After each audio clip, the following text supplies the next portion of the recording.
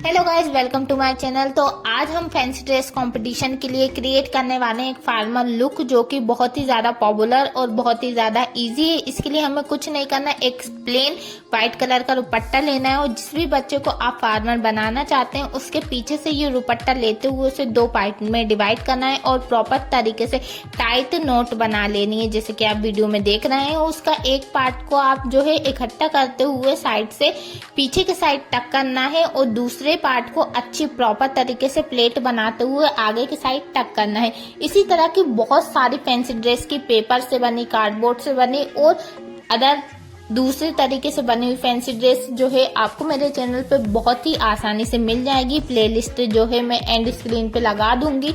बहुत ही इजी तरीके से जो है मैं फैंसी ड्रेस बनाना बताती हूँ, जो कि आप बहुत ही आराम से घर में कम सामान में बना सकते हैं। तो इस तरह हमारी धोती बनके तैयार हो गई है।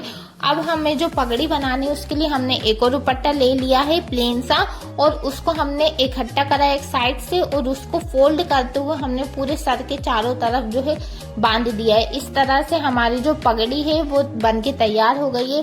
फिर आपके घर में हंसिया या दरातरा जो भी चीज है आप वो लेकर अपने बच्चे को पकड़ा दीजिए। बहुत ही सेफ्टी के साथ आपको इसे पकड़ाना है क्योंकि उससे आपके बच्चे को लग भी सकती है।